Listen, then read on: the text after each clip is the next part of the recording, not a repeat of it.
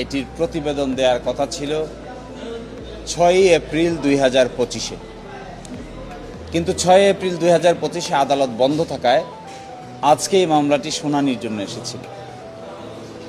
এই শুনানির এক পর্যায়ে রাষ্ট্রপক্ষ কী পরিমাণ তদন্ত করা হয়েছে, কি প্রগ্রেস আছে, এই মর্মে একটি আংশিক রিপোর্ট আমাদেরকে দেখিয়েছেন। কিন্তু যেহেতু আইনি বাধ্যবাধকতা আছে, তদন্ত চলমান, সেই জন্য সেই রিপোর্টের কপিটি আপাতত আমরা আইনিভাবে পাইনি। আদালতেও জমা না দিয়ে আদালতের সামনে উপস্থাপন করেছেন। তিনি আদালতকে এটি আশ্বস্ত করেছেন যে তদন্ত চলছে, তদন্তের প্রগ্রেস আছে, বেশ কিছু কাজ করা হয়েছে।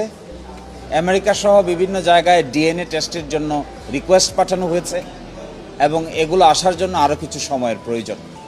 তদন্তকারী কর্মকর্তা যিনি ছিলেন তিনিও আদালতে উপস্থিত ছিলেন। এই প্রেক্ষিতে রাষ্ট্রপক্ষ 9 মাস সময় চেয়েছিল, আমরা 3 মাস সময়ের কথা বলেছিলাম। অবশেষে আদালত বিচার বিবেচনা করে 6 মাস সময় মঞ্জুর করেছেন এবং পরবর্তীতে 22 অক্টোবর 2025-এ পরবর্তী আদেশের জন্য আদালতে আসবে। আমরা আশা করব এই সময়ের মধ্যে কিংবা তার আগেই যদি তদন্ত কমপ্লিট হয়ে যায়, তাহলে তদন্তকারী কর্মকর্তাগণ আদালতে তার তদন্ত রিপোর্ট দায়ের করবেন। রাষ্ট্রপক্ষ একটু বলার চেষ্টা করেছেন যে অনেক কিছু